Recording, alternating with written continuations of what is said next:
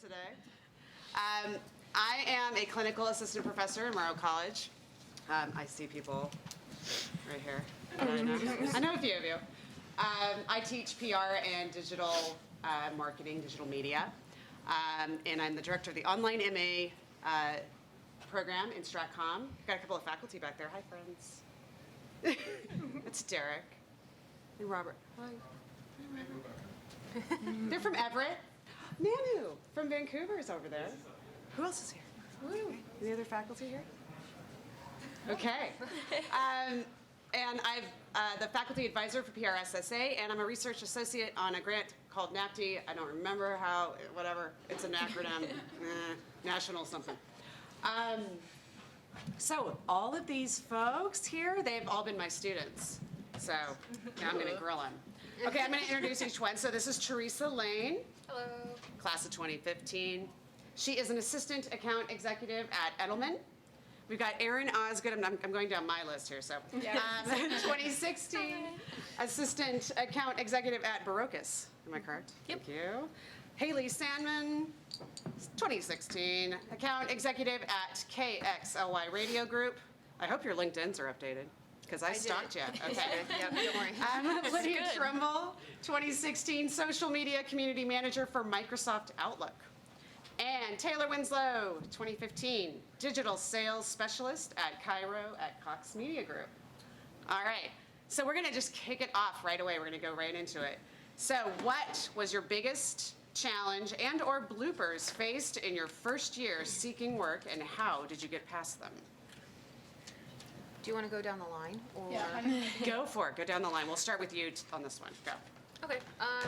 So hello, my name is Teresa again. I'm currently an assistant account executive at Edelman. I'm also a member of the Public Relations Society of America in Seattle.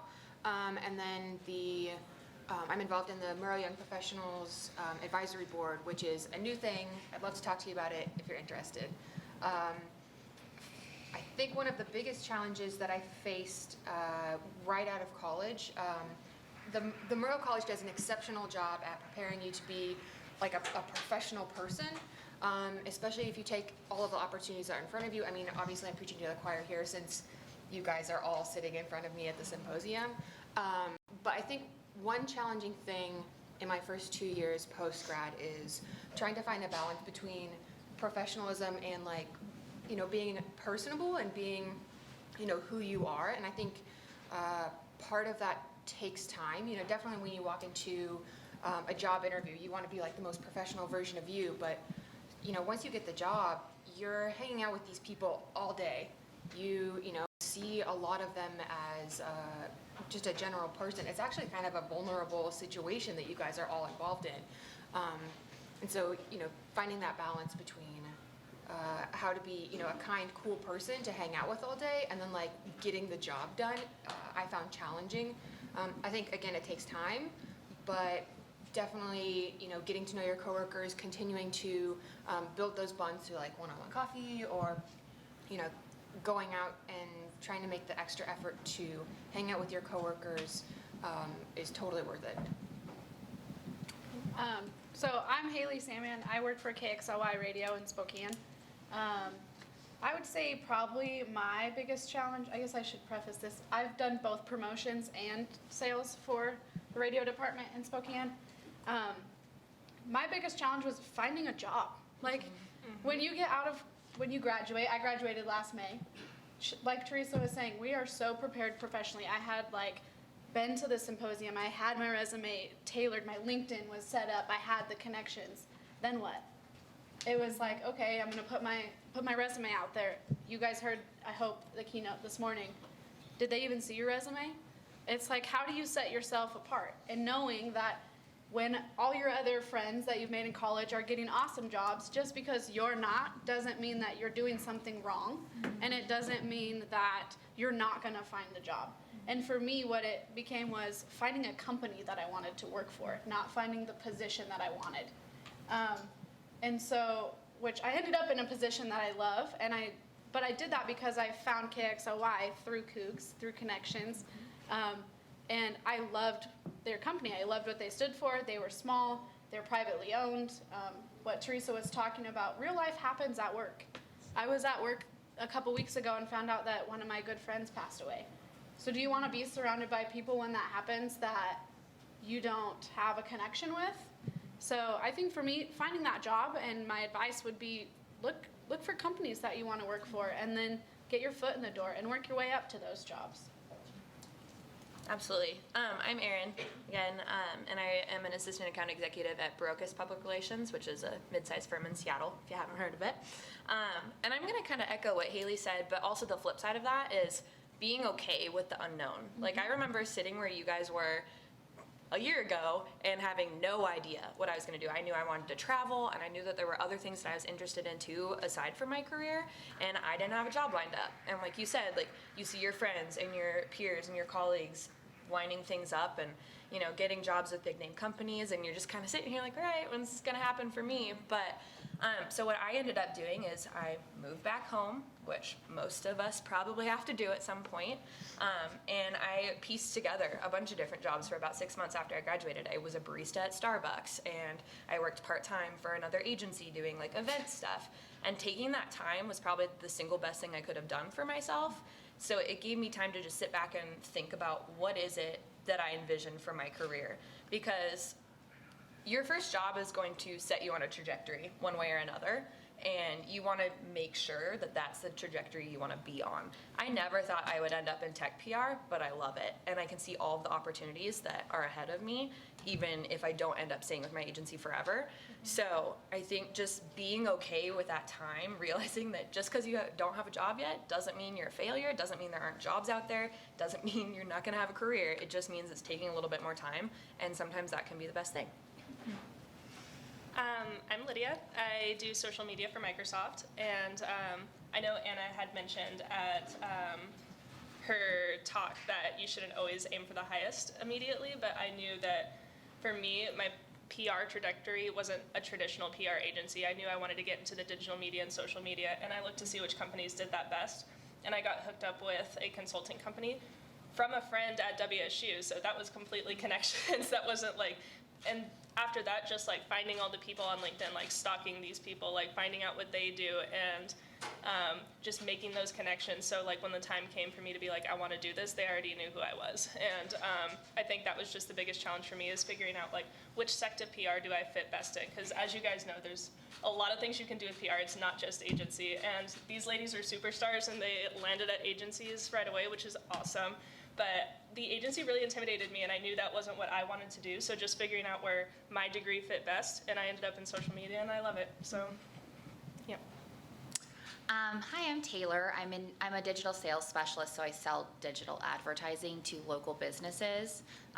It's amazing, and I actually got the job through one of my advisors here, Marvin, if you guys know him, hooked me up through a former Coug, so that's kind of the theme here today. And the biggest thing, again, I think, Teresa, you said it, is about the company that you work for is so big, and you don't realize how it impacts you until you're there. But those are the people who are paying for your health insurance, which is really important. Super important. So, you know, doing research on the background of the company and then finding a good fit with the people is huge. I didn't know that people hired for culture until I started getting out there. And now that I'm in the job for 2 years, seeing people get turned down because they aren't a good fit for the company is a real thing. So, you know, find a good fit for you and who matches your personality. So, Research. yeah. Definitely. Great. Hi, Liz.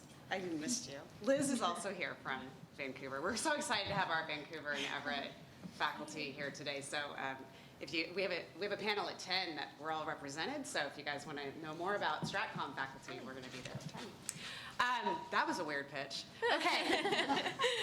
So we really want this to be about interaction. I've got 11 prompts I can always pull out, but what we really want to do is have you guys ask questions. So are there questions right now from the gallery, and we'll start to address? Otherwise, I'll keep going on my prompts. Yeah, I have one for you. Speak loud. When you said hire for culture, what is that? Yeah, so the people that you work with, you spend I'll say a minimum of 40 hours a week with them. And so think about the people that you want to spend that amount of time with. You spend more time with them than, your partner at home or your family. I mean, I'm really close with my mom, but I haven't seen her for a month and I hate it. But I am with my coworkers day in and day out. And so when they're hiring, they want to find people too that they want to spend their time with, because it's not just hard-hitting work all the time. You're also going through life with these people. And if you don't seem like you fit in, then there's going to be tension when you're working too.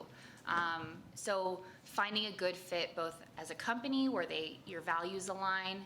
I work for a company that still does pensions. That's not a thing anymore. It's a huge benefit and a huge reason I want to stay with that company. And then I also work for a group that's very energetic and they care about the people and they really value the people. So there's different company morals and values that you'll see out there, and just make sure that it aligns with what you want to do on a daily basis. I think you bring up a good point, Taylor. Edelman has a lot of other things going for it aside from the cool work that we get to do. And I think all of those, value-added things that come along with your job can definitely support, whatever salary you may be getting, or, the experience that you may be earning while there. I'm sure, you guys have all seen, obviously, health insurance, that's a big one. Edelman actually has pet support. So if you want to adopt a dog, they will give you a certain amount of money in order to support that and help grow your family in that way. If you're there for 10 years, you get to go on a sabbatical where you take a whole month off and can do whatever you want with that month, and you report back about all the cool things that you've done. Like some people have gone off to Asia. There's a lot of really cool things that can come with your job aside from money or the work that you do on a day-to-day basis. You get paid for that one? I think so. Yeah. I think another point about finding the right work culture, and especially from the agency perspective, is it tends to attract the type of clients that you work with too. So Barocas's slogan is PR minus the BS. So we don't really put up with a lot of crap from clients. We are focused on building long-term relationships. A lot of our clients have been with the agency for 13, 15 years. But then there's also been situations where clients are clearly taking advantage of people, or they're not speaking professionally or kindly to people in client calls. And I know that our CEO is gonna back me up. If, you put up with a certain amount being in PR, and you're gonna have difficult clients, but sometimes it gets to the point where you're like, are we really getting enough value out of this professional relationship? And so that's one of the reasons why I love Barocas, is I know that we all have a lot of trust and respect for each other as professionals, and we trust each other in those situations. So yeah, and we tend to attract better clients because of that, I think. I think going off that too, I work in radio, and so understanding that who you work for in that culture is important for us, because I represent the DJs from our 7 different stations. Our advertising is going to play on their stations. They're the ones that are going to have to give credit to these companies, and I have to know their values to know if this client's going to fit that station and the culture of those listeners. And if you don't understand those cultures, you're not going to get the correct clients. You're not going to make those meaningful connections because it's not going to fit. So I think culture goes a long way when you're looking at your company, not just personally, but in how you're going to do that job as well. Go for it. I don't for Lydia. You said that the agencies are kind of intimidating for you, but Microsoft is also a huge company. Obviously, was the whole interview process and getting to that position intimidating as well? Or? I want to make something clear real fast. I am actually hired out by a consulting company who sold me to Microsoft. Does that make sense, guys? Basically. You were sold? They pimped me out. That's awesome. For lack of a better word. Microsoft is a huge company, you're right. And I know that Edelman has ties with Microsoft as well. And we work with all these different companies. I just happen to do social media for them because that's what I was hired to do for them. And for me, I think that whole interview process was just, because I was interviewing with a very specific group for it, so it's a little different. But I don't know. I feel like it was just like any other interview. You just got to do it. But the best thing about working for a company so large is we have so many resources. We have the budget to do whatever we want. We're on the cutting edge. we work with clients that not a lot of other people do. Everything we do is like at the top. We have people come tour us to see what we're doing, and I love that because I feel like I'm getting so much more experience than if I were at a smaller company. So I want to piggyback on that question.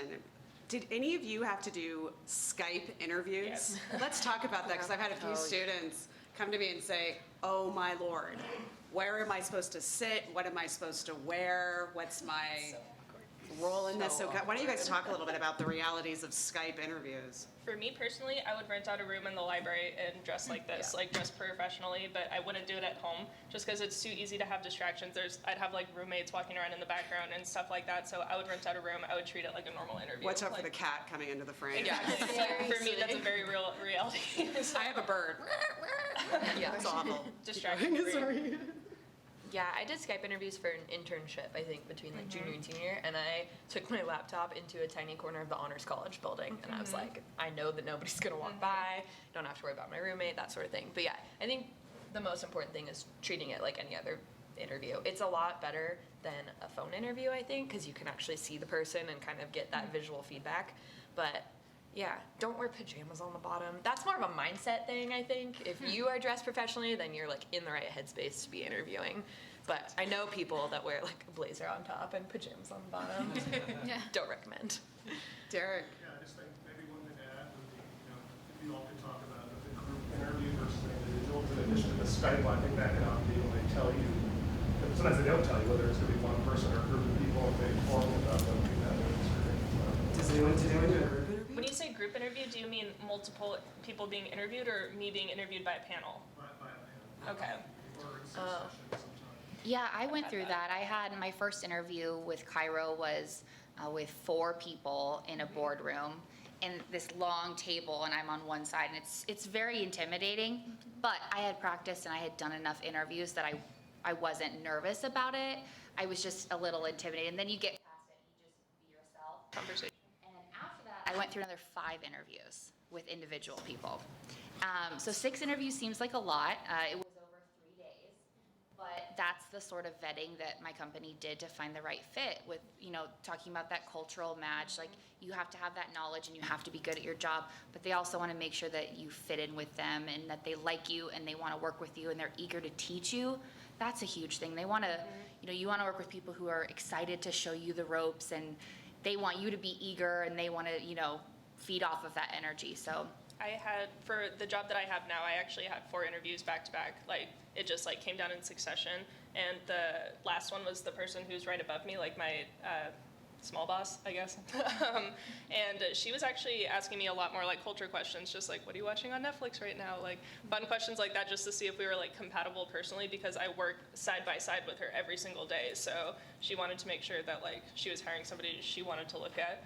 And the higher up the interview is, the more like general questions it is, at least in my experience. So I'd say, like, to answer the group interview question, right after I graduated last May, I was flown down to California to interview for an agriculture company, actually. Women, if you are interested in agriculture, communication in agriculture for women is huge.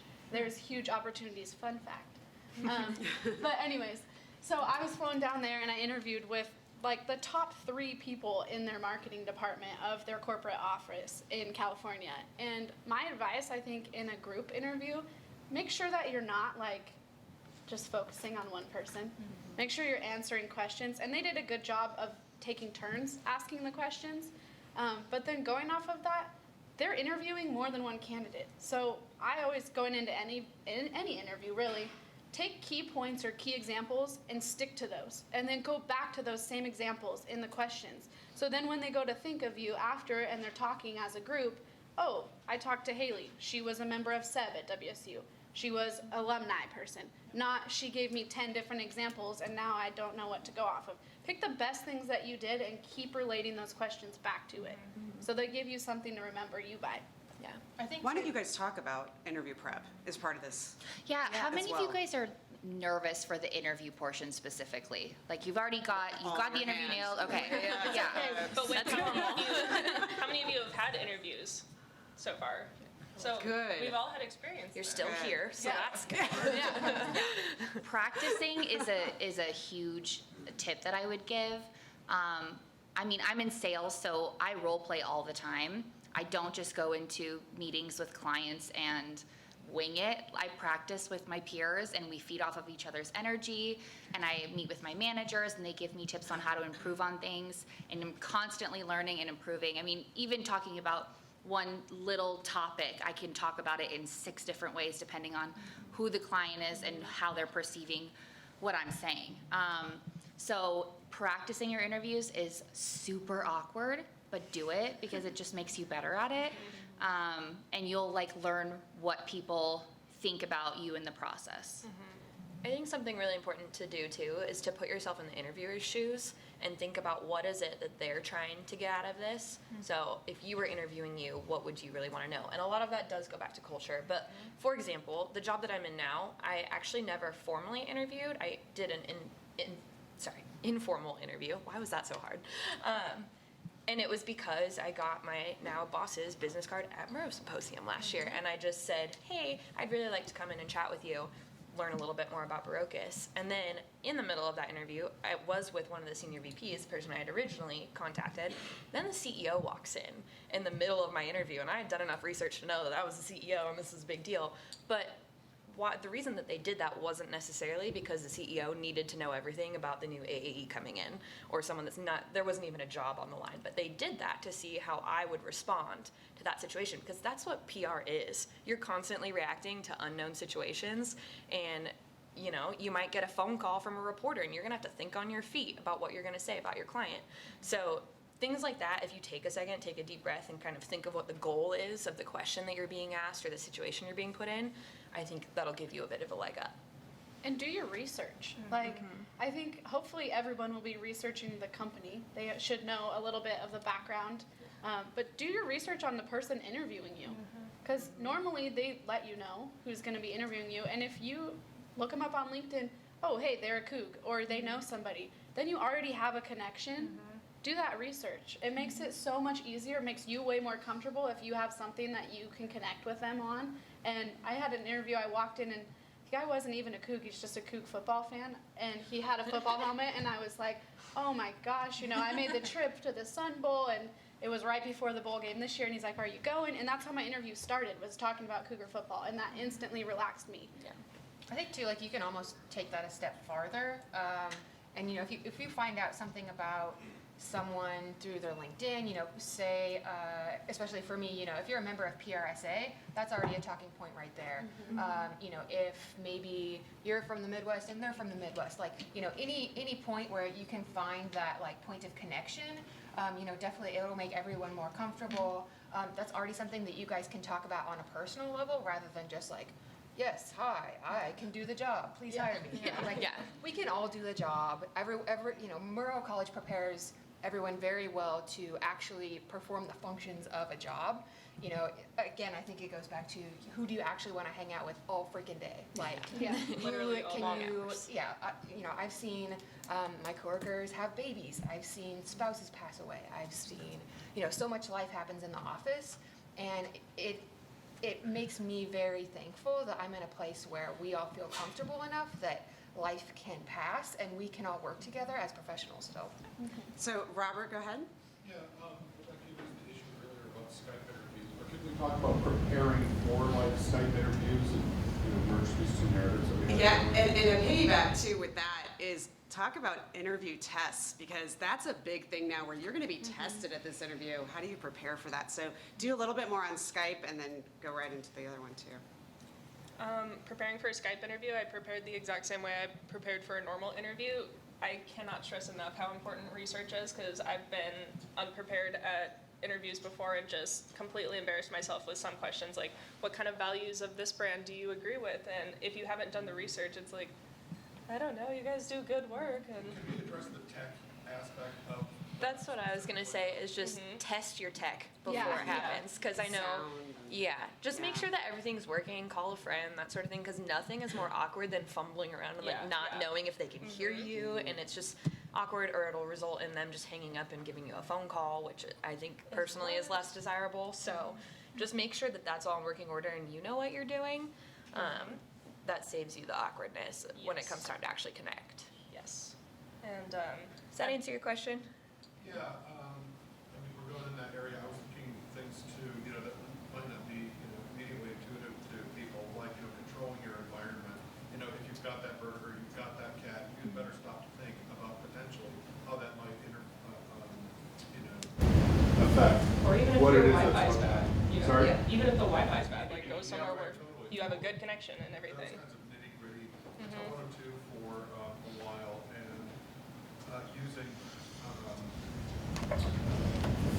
camera, media is a feature of that particular class. And invariably, some of the things that students ran into were, oh my God, my battery on my laptop died like halfway through this. I should have thought of that. Or volume levels again, or things in the background, and all of those peripherals, as far as preparing, the environment goes, and again, the tech. I think it'd just be really helpful for people to begin to think about if they find themselves in those situations. It's like you don't just have to prepare for the client, but the environment and how you're going to, come across on the tech and all of those kinds of things. And was it Lydia who said you could rent a room at the library? I had never heard of that, You so can, yeah. that's a good tip. Yeah, that's Just because really it's great. quiet and the Wi-Fi is reliable and Yeah. I just I've never thought of that option. That's great. Oh. Go ahead, Zach. What's a day-to-day, what's work like on a day-to-day basis for each of you? So different. Yeah. So I work with, obviously I'm an employee of Edelman, but my client is Samsung. And so we do a lot of stuff. I work with, people across the globe. We just launched the Galaxy S8 last Wednesday. So the past couple weeks has been, nonstop go. Sometimes it's, crazy logistics, calling a random van vendor in New York, trying to arrange pickups. Sometimes it's reporting after a really big launch. On Monday, it was very low-key. Basically, all of my coworkers were handling expenses all day and administration. So that's one of the things that I really value about my job is, yes, there are some normal functions that I perform on a weekly basis, on a monthly basis, but, there are so many unexpected things that happen and so many different things that, get put on my plate. I'm never bored. Do you just have one client? Yeah, so Okay. I'm Samsung Mobile and Samsung Pay. Okay. So, we do smartphones, VR, IoT, AI, a lot of stuff, but just the one client. So I think that's another good topic for us to cover too, is the difference between different size agencies and being in-house versus an agency. Because I know that's something I was really confused on. I didn't know which direction I wanted to go, but to your point, no day is ever the same. I'm in a little bit different situation that I'm in a smaller firm and there's about 20, 25 people in our office. And then we have an office in Denver too. But I have 4 clients. And so it my day is structured depending on my clients' priorities. So Pokemon is one of my accounts. And so they have a regional tournament coming up in Salt Lake City this weekend. So my priority for this week is making sure that they're ready for that event. And some of my other clients, there's not so much going on. And so I'll do normal things like tracking for coverage that they get and, those basic PR activities that we do. But when it comes down to hey, I'm out of the office for half of this week, what am I going to prioritize in my free time? It goes based on that. So that's another aspect of being in a smaller agency that you have to consider. I think at KXOY is a pretty small, but we're local. That's the difference. So we had 12 salespeople on our team for radio side, then there's probably 12 for TV. But we have hundreds of clients. We take on as many clients as we have time for because we want to fill our inventory and we have commercial breaks between the game that's on or whatever music you're listening to that day that needs to be filled. And so we don't just have 1 or 2 clients. If we are expected to have a running list of 60 potential clients that we can call on all day, every day when we need something filled. So I think just knowing the difference, is huge because what you're going to be asked to do in my daily is different every day because I might be out of the office meeting with somebody or I might have somebody say, yes, I want to run this spot, but I need it to run in 2 days. Well, now I have to write the spot for them and then send it to promotion and hope promotion does their job really fast and gets it back to me really fast so I can send it back to my client so they can approve it. And fingers crossed that it goes well, because if not, no, I'm sorry, I can't, you didn't like it or something got messed up, we have to push it back.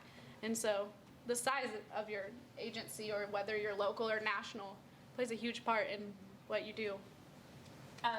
My job is so fun. I'm not gonna lie, like I love my job because I do social media. So I'm literally in Twitter feeds and Facebook feeds all day long. I'm a very specific part of Microsoft. I just do it for Outlook, and now I've also taken on Skype and OneNote. But basically, I work with our stakeholders all day, see what's happening on the social. If we have an outage, which we have a lot, I'm on the phone with CrisisCom trying to figure out how we're gonna handle this. On phone with technicians, figuring out when we can send out an ETA to people. We do this really cool thing for our fans on Twitter called reactive content. So we like sift through, and if somebody's being like really cool, I'll pick them out, and I work with a design team to like make them a cool graphic to send back to them. So you guys know all the things that happened with like Wendy's this year with all the reactive content and people like being snarky back. That's what I get to do. I get to like chat with our customers on social, but also like create the social strategy for Outlook and send them cool things and make people's day. So yeah, my job's great. I'm involved from pre to post sale, so you'll see different things in the advertising world as far as, maybe you're just involved with the strategy, like the campaign pitch, or maybe you're just involved with fulfillment, so you actually launch a campaign and make sure everything's running and you optimize throughout. Or maybe you're involved with post sale and you're doing reporting and renewals and things like that. And I'm involved from start to finish, so there's a lot of different parts going on. But basically my day starts in the office, and I've got 100 emails a day coming in from clients, from account execs who need me to go out on calls with them to pitch digital. We're prospecting, I'm doing reporting, I'm creating proposals, I'm coming up with unique strategies to pitch. I'm coming up with sponsorships for us to pitch and then put out a big net to a bunch of advertisers. I'm customizing things for specific advertisers for their needs. So it really varies. Best part of my job, though, is that I don't have to stay in the office all day, and I get to talk to businesses, and I get to learn about new businesses. I work with a lot of car dealers, which I know way too much about cars. If you told me a few years ago I would know this much about cars, I would laugh at you. But that's what you do. I get to learn about other businesses, and it's really fun, and it's really engaging and upbeat, and our office is very talkative, and people yelling over the cubes and making we're the same calls. way. So. I can't speak for you guys, but I know that my office is very young. Like, I would say for my team, like the median age is probably 25. Like, I work with a very young office because it's social. So Yeah, I think it's that's fun. true with agencies too. Just like the nature of the beast is that a lot of people in agencies are younger. That's one of the reasons why I was specifically looking to work at an agency, is because I was new to Seattle. I actually want to meet people and like hang out with cool people who are my age, who have similar values. And that was one of the big benefits. And actually, the girl who started our internship at Edelman the exact same day is now like my best friend. So yeah, super cool. I can speak to that as well. Like, and that just goes into the whole culture thing. Like, we're a very young office. One of my bridesmaids is like one of my coworkers. So you make connections. It's awesome. I don't have a young office, actually. I don't. I don't either. And that's a sales thing, I think. Yeah. People who work in sales, especially direct sales, as opposed to an agency or national, you get a pretty good gig if you stick around. So there's a lot of people who are in their 40s and 50s that I work with, and I would never have thought that I would be so close with people that age, and I love them. And the number of times that I've heard people say, "You could be my daughter," that's really fun. But they get over it. And we have a few people in the office who are a little bit younger than me on the sales floor, but I'm not as close with them because they're assistants, so I don't work with them as closely. But I work with all these people who've done this for like 20 or 30 years. We have our national sales manager has been at Cairo for 32 years. It's awesome. And he has an assistant who's been with him for 32 years. He's riding it out. Like, that's what he's gonna do. But that's all about working for a good company who gives you good benefits and who treats you well and has a good culture. I was gonna say, there's the flip side, because I work in a very young office as well. I'd say probably half of our staff is like 25 and under. And there are some really great aspects to that, and that, yeah, you're gonna make friends, you're gonna be around like-minded people that are, you know, have the same passion that you do. But then another big part of your first year after graduation is gonna be finding mentorship relationships and guidance, because we don't all know what we're doing, like when we first go into that new job. And so that's been a challenge for me in my first year, is identifying with the people that are older or have more experience in my agency and getting their strategic direction. I know that like my manager, the one that I picked when I first started the agency, just moved on to a different opportunity. And so for me, that left me spinning a little bit. Like I had really appreciated her guidance, and she was good at sitting me down and thinking, like we do a lot of goal setting at the beginning of every year. So she was the one that helped me through that and is like, no, really, where do you want to be in a year? Not just like, oh, I hope I get better at my job. It's like, what are the specific things that you need to do to become a better PR professional? So I think if there's one thing when you're looking at companies that you might want to work for, it's there needs to be a good balance of the two. People that can help bring you along, come alongside of you and help you accomplish your career goals, but then also having that social side of you're actually going to be really happy going to work every day. So definitely, PRSA in Seattle has fulfilled a lot of that for me, especially when I was at the Polyclinic, which was a much smaller department. PRSA, we have a young professionals group that includes, you guys, that includes me, but that also includes, someone who's been 8 years out post-grad and, has, they have an idea of what they've been up to and, solid connections in the area. They've been through what we've been through, so I think that's been really helpful. And then I'll do a quick plug as well for Murray Young Professionals again. This is a new group that I think started around August 2016, and that's one of the goals of this group is definitely to work with the advisory board and try and see what they're doing and how students can be better integrated into that, but also just being a better connection to you and kind of a jumping off pad for recent grads to get launched into the Seattle area. So yeah, feel free to let me know if you guys have any questions about that. Going back to Oh, the go ahead. age of office. sorry. Was there a question? Yes. So I heard to get jobs all about like kind of networking, like who you know. So like Aaron, you said that you got your job from a business card, just stuff like that. So is it about just applying, or is it literally just about who you know, like networking like that? You just apply to a bunch of different places and then go from there. I mean, it's a combination of the two. Obviously, you have to apply for jobs or you're not gonna get one, but I think it can do nothing but help you to have those kinds of connections. Like the job that I'm in now, yeah, one of my mentors here at WSU handed me my now boss's business card and said, hey, she wanted me to just kind of give this out to people that I thought might be a good fit for where she works. And so having that leg up of like someone that she trusted saying, hey, this is a good candidate, I think that obviously helped. When it did come time that they needed someone in a position that I could fill, I was kind of the top of their list. Now, if I didn't have the skills and the interview skills or the resume or anything to back that up, then no, I wouldn't have gotten that job. And you do have to apply and put forth your best foot, in that initial interaction. But the Coug network is strong, and you will see footprints of that every single day in your professional life. Cougs really help Cougs. Like, Yeah. I would have gotten all of the interviews that I had that went far were all from connections. Like, for me personally, none of it was random. Like, I was very intentional with all of my applications. And at my consulting company, our CEO and VP are Cougs. So that didn't hurt me at all that they saw that and they're like, good to go, Yeah. Yeah, I would say in my personal experience, it's all about who you know.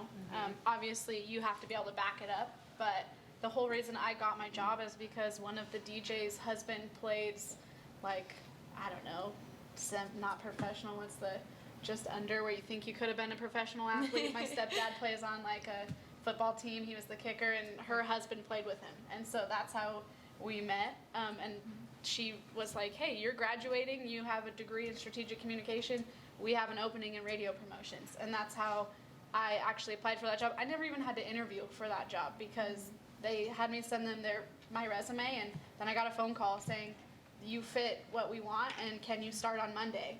And I was like, I'm moving on Sunday, yes. Like, it just happened really fast, but it's not always gonna be about who you know directly either. It's like in the example this morning, sometimes you might know somebody that they know. You don't necessarily know them directly. And I guess that's the whole theme of this is making those connections because they are really important. And even now, kind of what I was saying, going back to the age of your office, my office is a lot older than me. I'm the youngest. I just turned 23. And there's 3 of us under the age of 29, and everybody else is 50 and older. But they're in sales, and they are very good at what they do, and I have so much to learn from them. But on the flip side of that, they have a lot to learn from me as well, and understanding that the way I was taught here at Murrow especially, I was one of 2 Cougs on my team. The way you're taught here is so much different than other people are, and the skills that you can bring to your workplace and your confidence and the insight that you have from the classes you've taken, the jobs you've done, is so much different now than it was 40 years ago, that I got into this job and I taught them just as much as they taught me. We sat down on a project and they're, brainstorming ideas, and I'm like, why haven't we breached into this wedding industry in Spokane? This is like millions of dollars, and they just did this huge wedding fair. Why are we not reaching out to those people to run our advertising when they run theirs? They're like, we haven't even thought about that. So you can bring stuff to the table in the way you think too, and don't be afraid to speak up just because they've been in the job longer than you. If you have an idea, say it. That's how you're gonna set yourself apart. That's how you're gonna reach the next levels. I'm so glad you said that. That's such an important point.